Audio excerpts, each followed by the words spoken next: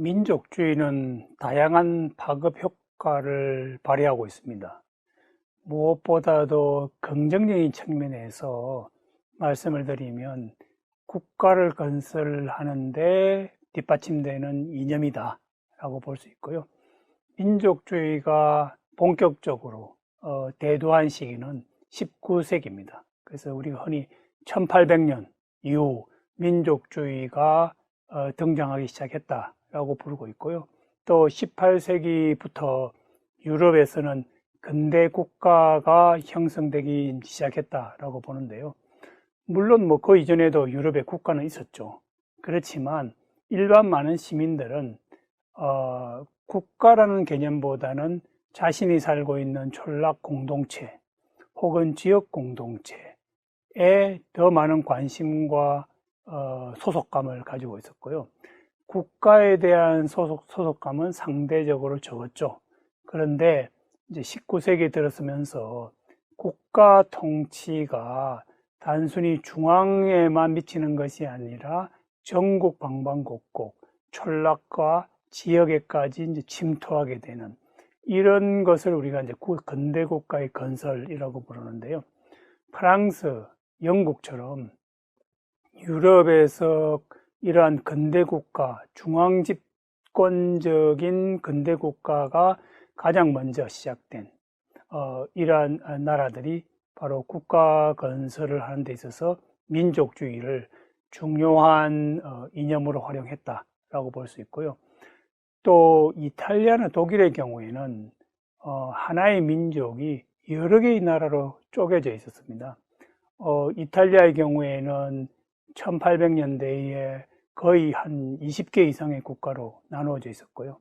독일의 경우에는 약 한 60개 정도의 나라로 나누어져 있었습니다. 이렇게 하나의 민족임에도 불구하고 많은 나라들이 파편화되어 있었는데 이러한 나라들을 통일시키는데 일종의 민족 통일 이념으로서 민족주의를 활용했던 거죠. 그래서 이탈리아는 1860년도에 사르데냐가 주도가 되어서 이탈리아를 통일시켰고요. 이때 이탈리아를 통일시킨 민족주의자로는 카브르 가리발디 같은 사람이 있고요. 독일의 경우에는 1871년도에 프로이센이 주도가 되어서 독일을 통일시켰습니다. 이 당시 어떤 독일을 통일시킨 민족주의자는 비스마르크 총리가 되겠습니다. 또 다른 민족주의의 역할로서는 오늘날 우리가 살고 있는 이 국제 체제를 구성하는 요소가 바로 민족이다라고 말씀드릴 수 있는데요. 우리 흔히 UN이라고 부르는 것은 United Nations입니다. 즉 다시 말해서 UN의 회원국이 될 자격은 국가가 아니라 민족인 것이죠.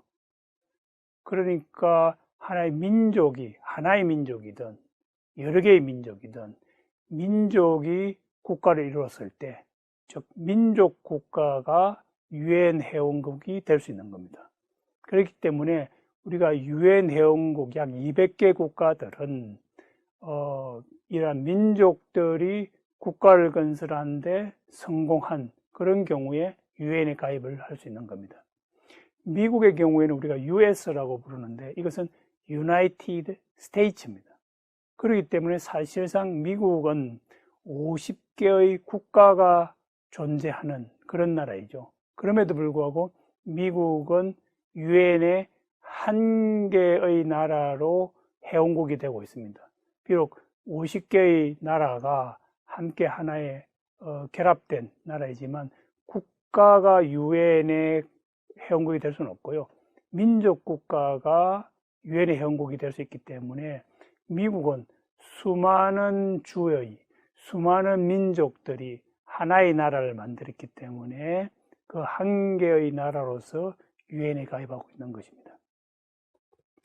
이러한 민족주의가 최근에 들어서 다소 부정적인 인식으로 평가를 받고 있습니다. 그래서 21세기에 새롭게 부생하고 있는 민족주의는 19세기나 20세기의 민족주의와는 좀 다른 문제점을 야기하고 있는데요.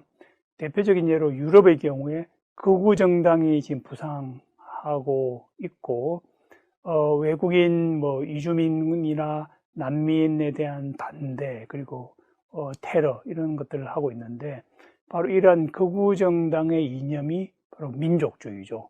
그래서 타민족에 대한 배제와 차별을 하는 이러한 극우 정당들이 부상을 하고 있고요. 영국의 브렉시트도 기본적으로는 영국이 EU에서 탈퇴한 이유는 바로 외국인 이주민이 영국으로 유입되는 것을 반대하고, 마찬가지로 난민이 들어오는 것도 반대하는 그런 심리가 가장 중요하게 작용을 했습니다. 또 북유럽의 경우에는 우리가 흔히 복지 쇼비니즘이라고 부르는 그러한 민족주의가 작용하고 있는데요. 즉 북유럽은 아주 복지가 발달된 그런 나라인데, 이제 외국인 이주민들이 혹은 난민들이 와서 그러한 높은 수준의 복지 혜택에 무임승차하는, 그런 편승하는 것에 대해서 좀 반대하는 그런 심리를 우리가 복지 쇼비니즘이라고 부르는데, 이것도 일종의 민족주의의 한 유형이죠. 그리고 미국의 트럼프 대통령도 외국인 이주에 대한 반대 입장을 표했고요. 또 백인 민족주의를 많이 강조를 했습니다. 그래서 오늘날의 민족주의는 그렇게 아주 긍정적인 것은 아니다라고 볼 수 있고요. 그렇다면 오늘날의 민족주의는 어떻게 변화 발전되어야 되느냐라는 측면에서 이제는 민족주의보다는 이제 애국주의가 새로 변형된, 발달된 형태의 민족주의다라고 할 수 있고요. 애국주의는 국가에 대한 사랑입니다. 이것은 민족주의가 민족에 대한 사랑과는 좀 구별되는 것이죠. 민족주의는 하나의 단일 민족인 경우에는 비교적 큰 문제는 없습니다만, 다민족이 지나치게 어떤 민족, 특히 종족적 의미에서의 민족을 강조하게 되면 갈등과 불화를 이제 야기하게 되는 것이죠. 그래서 다민족이 국가를 형성하고 있을 때에는 아무래도 민족을 강조하기보다는 국가를 강조하고 국가에 대한 사랑을 강조하는 것이 공동의 정체성을 위해서 더 바람직하다라는 것이죠. 그래서 유럽의 경우에도 오랫동안, 특히 2차 세계대전 이후에 민족주의에 대한 부정적인 인식이 있었고, 그러한 바탕으로 인해서 애국주의를 보다 더 강조하는 그런 경향을 보이고 있습니다. 그래서 대표적인 예로 프랑스의 경우에는 공화주의라고 하는 것을 새로운 이념으로 내세우고 있는데요. 이때 공화주의라고 하는 것은 하나의 국가에 대한 사랑, 그리고 애국주의인데, 그 국가를 바로 공화국으로 보는 것이죠. 공화국이라고 하는 것은 그 개념이 여러 사람들이 인종과 언어와 종교 관계없이 다양한 사람들이 함께 건설한 나라를 우리가 공화국이라고 부릅니다. 그래서 이 프랑스의 경우에는 이 애국주의를 공화국에 대한 사랑으로 이렇게 대치를 했고요. 그렇기 때문에 프랑스의 공화주의는 프랑스식의 독특한 애국주의다라고 볼 수 있겠습니다. 왜냐하면 프랑스는 오랫동안 제국으로 존재했기 때문에 다양한 민족들이 함께 더불어 사는 그러한 특징을 가진 나라가 될 수밖에 없었고요. 그렇기 때문에 이 다양한 민족들을 하나의 국가, 하나의 민족으로 만들어내기 위해서는 프랑스 공화국의 법과 언어와 문화를 사랑하고 존중하는 사람들은 모두 다 프랑스 국민이다 라고 하는 그러한 의미에서의 공화주의를 만들어낸 것입니다. 오늘날 프랑스의 경우에는 무슬림 인구가 인구의 한 10%에 달하는 약 600만 명에 달하고 있습니다. 이러한 무슬림 인구마저도 프랑스 내에서 하나의 국민으로서 엮어내기 위해서는 이 무슬림들에게 프랑스를 민족으로서 사랑하는 것이 아니라 하나의 공화국으로서 사랑해야 된다라고 하는 그러한 이제 이념을 만들어낸 것이고요. 이런 의미에서 프랑스의 마크롱 대통령은 민족주의는 애국주의에 대한 배신이다라고 이야기를 했습니다. 그만큼 다민족 국가에서는 점차적으로 민족주의보다는 애국주의를 강조하고 있고요. 이러한 애국주의를 내세울 때 민족 간의 관용도 생기게 되고 또 공동 번영의 필요성도 강조될 수 있겠습니다. 민족주의의 파급 효과에 대해서 말씀을 드리면요. 좀 부정적인 측면에서 여러 가지의 파급 효과가 발생하고 있는데요. 무엇보다도 영토 분쟁의 요인이 되고 있습니다. 왜냐하면 국가의 경계선과 민족의 경계선은 항상 일치하지 않는다는 것이죠. 그래서 민족이 살고 있는 이 지도가 국가의 경계선과 일치하지 않을 경우에는 바로 국가의 경계선을 민족이 살고 있는 이 영역만큼 확대시키려고 하는 이러한 노력에서 영토 분쟁이 발생할 수 있게 되겠습니다. 그래서 국경 너머에 살고 있는 우리의 민족을 우리 국가 영토 내로 편입시키기 위한 그러한 노력이 많은 영토 분쟁을 불러일으키고 있습니다. 또 종족 분쟁의 요인이 되기도 하는데요. 이것은 하나의 국가 내에서 여러 개의 민족들이 함께 살고 있을 때 생겨나는 일들입니다. 예를 들면 이스라엘에는 팔레스타인들도 살고 있고요.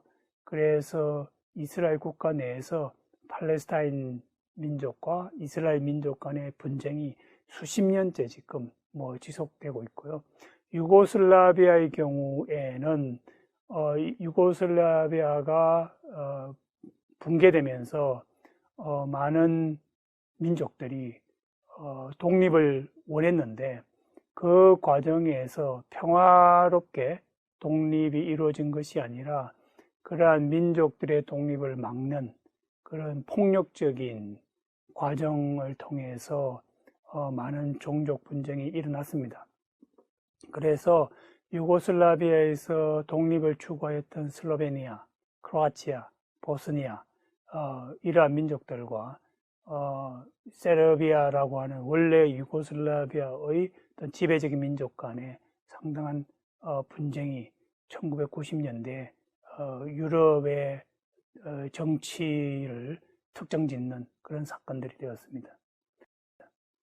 또한 역사 분쟁도 있습니다. 예를 들면 일본의 경우에는 자국의 역사인 제국주의를 미화하게 되고요. 그것은 일본의 제국주의로부터 피해를 본 한국이나 중국의 경우에는 그러한 일본의 역사관 혹은 역사책에 대해서 비판하고 반대할 수밖에 없는 그런 입장이 되겠습니다. 마찬가지로 중국의 동북공정도 현재 중국의 땅에서 발생했던 모든 과거의 역사를 중국의 역사라고 간주하기 때문에 그렇지 않은 나라들과 또 역사적인 관점에서 다소 이제 갈등이 초래되고 있습니다. 민족주의는 또 정권 유지의 명분으로 사용되고 있습니다. 대표적인 개념이 내부 식민주의인데요. 내부 식민주의라고 하는 것은 국가 내에 다민족이 있는 경우에 다수민족과 소수민족 간의 갈등을 정권이 다수민족을 동원해서 소수민족을 억압하는 데에 민족주의를 활용하고 이러한 과정을 통해서 정권의 어떤 정당성을 더 강화한다라는 것이죠. 그리고 이러한 내부적인 위협뿐만 아니라 외부적인 위협도 강조하는데 민족주의가 활용되고 있습니다. 그래서 제노포비아라고 하는 것은 외국인 혹은 외국의 문물에 대한 어떤 혐오 현상을 우리가 제노포비아라고 부르는데, 이러한 외부의 위협을 강조함으로 해서 내부적인 결속을 강화하게 되면 정권을 유지하는데 아무래도 도움이 되겠죠. 그죠? 이러한 측면에서 우리가 오늘날 열린 민족주의가 좀 필요하다. 그렇지 않으면 민족주의가 자꾸만 배타적으로, 그리고 폭력적으로, 그리고 반민주적으로 변하기 때문에 오늘날 민족주의는 과거에 비해서 점차 부정적이게 되기 때문에 새로운 좀 민족주의가 필요하다는 것이고요. 지금 제가 여기서 보여드리는 그림은 과거 1970년대부터 현재까지 민족주의가 어떠한 사건들을 불러일으켰는지, 즉 민족주의는 국가를 분열시키기도 하고 통합시키기도 한다는 것인데요. 1975년도에 베트남이 통일되는데 민족주의가 중요한 역할을 했고요. 1990년대에는 독일이 통일되고 또 동시에 예멘이 통일되는데도 민족주의가 중요한 역할을 했습니다. 그렇지만 1991년도에는 오히려 국가를 분열시키는데 민족주의가 중요한 역할을 했는데요. 소련이 붕괴됨으로 해서 많은 나라가 분열이 되었고요.